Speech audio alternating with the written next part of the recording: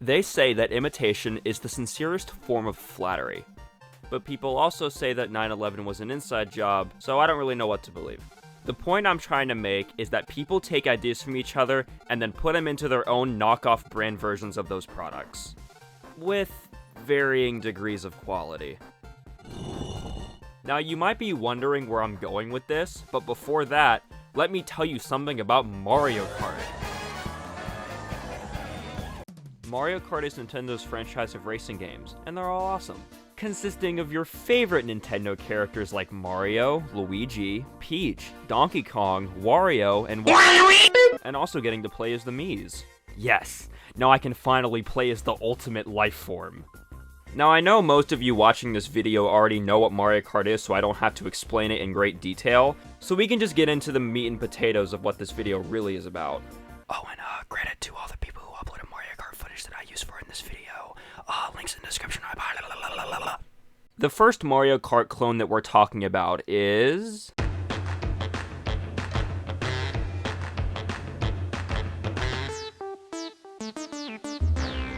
He's done it again, folks. The fat lasagna cat has taken over another part of our culture. First of all, cool fact about this game is that it originally released for the 3DS, and also has the same art style as the Garfield show.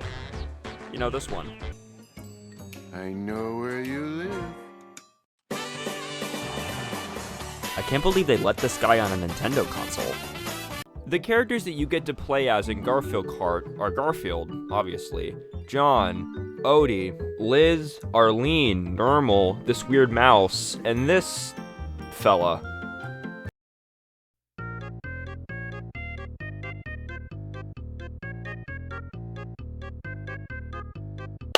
Congratulations, Garfield Kart. Out of all the characters you could have added, you decided to add the most irrelevant Garfield character in existence. Why not some other characters from the Garfield show?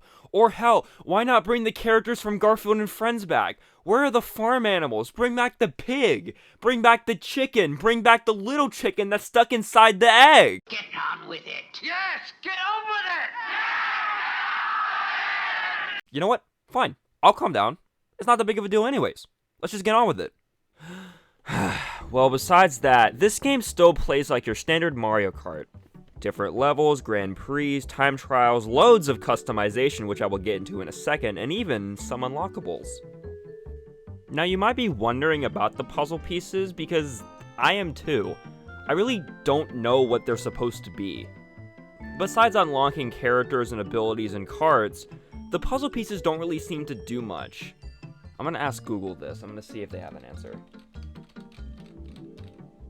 So I found this answer. They're pretty much just secret images.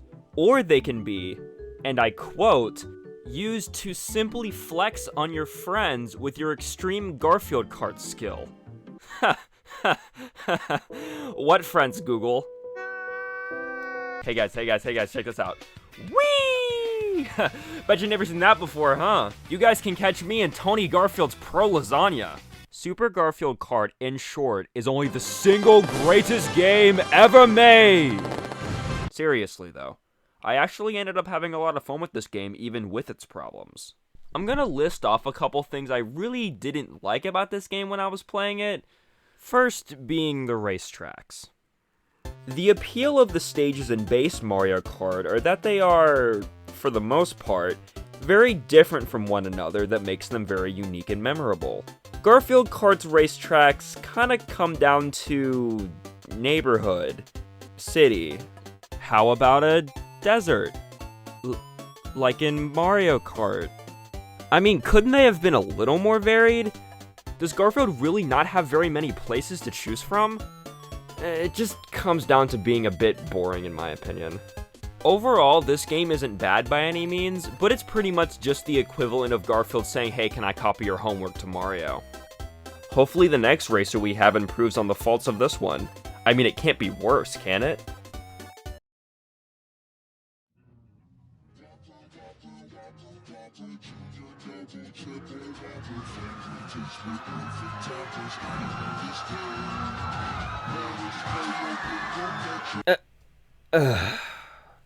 I don't even have a funny joke for this, let's just move on.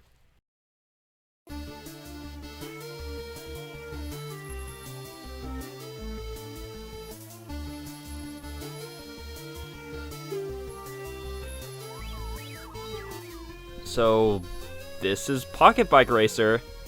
What the hell is a pocket bike? And why is the Burger King here on my screen? I really wish I was making this up. It really is just him. Man, product placement goes crazy in video games.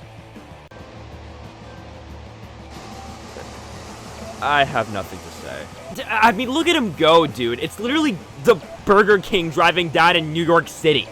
And I know I'm being a little bit dramatic, but look, it is literally the Burger King. I'm driving as the Burger King. I don't think I'm gonna get over that. So, something that I wasn't really aware of is that pocket bike racing is an actual sport. Go figure. I mean, it had to be, because it would have been really random if they just called it Pocket Bike Racer for no reason. Oh boy. They changed an entire neighborhood for a racetrack. Also, just race through someone's house, cause why not? Really starting to remind me of another mascot that invaded people's homes.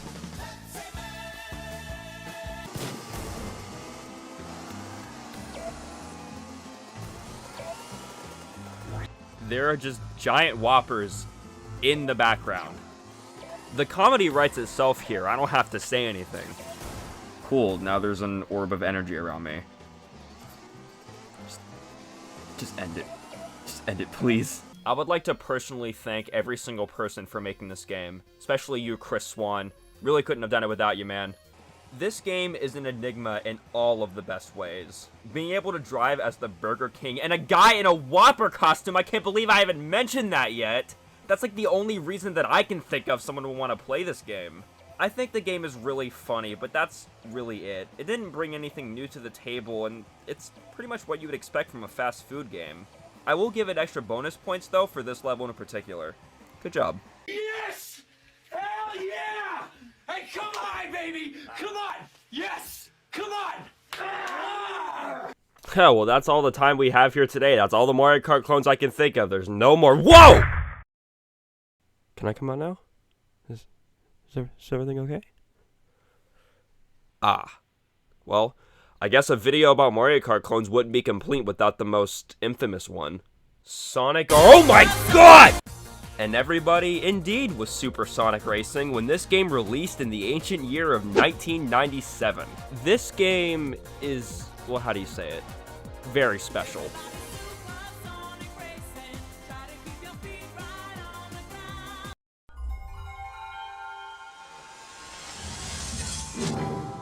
Man, I haven't seen that logo in a long time. Now let's just get something out of the way first. Sonic R's soundtrack is really, really good. Like, really good. You know, if God, the man himself, had a favorite game OST, it would be this. And we live in a world where this exists. Now you might be asking yourself, Viridium, I thought this game was bad. Everything you've said about it sounds great so far. Try playing it. And then you realize how awkward everything feels. For a franchise that is known for going fast, you feel like you're moving through mud. I've seen grandmas on scooters having better traction and control than in this game. Now, it's not Sega's fault. No, yes it is. It is Sega's fault. I don't think Sonic should be moving this fluently through water. You have your standard game modes like Grand Prix, Time Trials, and Versus, yada yada yada. Been there, done that. You also get to pick from these 5 stages, which is good for me. That's more music I get to listen to.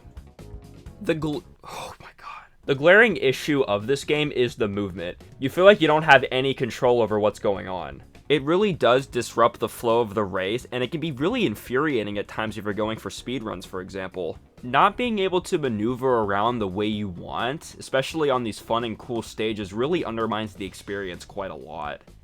At least Sonic R is playable, though. Oh, sorry, I was just jamming. Small details I really like about Sonic R are the characters and what they drive and their unique quirks. Like Amy driving her car, Knuckles using his glide ability, and Eggman using the Egg-O-Matic.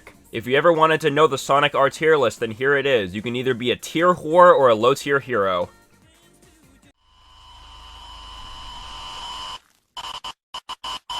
Besides the movement feeling really slippery, I just can't get over this game's soundtrack.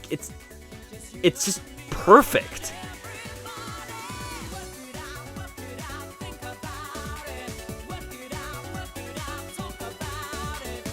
This game's soundtrack really exemplifies Sonic's carefree nature while being mixed with some good Eurodance and jazz. Besides what some may think about playing this game per se, because it feels really bad when you compare it to Mario Kart, I think when you look at it in a vacuum, you just saying screw it and then going and finding your own adventure is what makes it really unique. If the developers had more time and maybe not releasing it on the Sega Saturn, you know, this could have been a really great experience. Bonus points to this game for not making me feel like I'm tripping on acid though. You know what? I like Sonic R. I think for what it was, I had a really good time. The gameplay might not be all that, and the content is really lacking, but I think there's something that we can all agree on that is good, is that motherfucking theme song, baby! Everybody Supersonic Racing!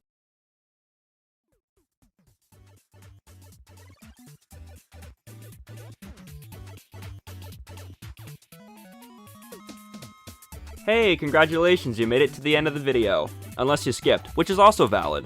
I wanted to take a minute to thank you for clicking and watching this video.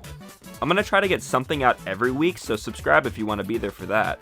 I plan to make more videos on other media besides games, so I'm not just a Scott the Woz ripoff. I won't talk endlessly at the end of every video, but pretty much what I'm just trying to say is thank you for watching, and I'll see you when I see you.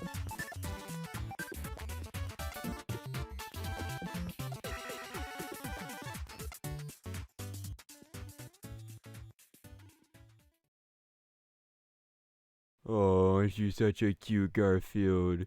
Oh, she's such a cute little Garfield.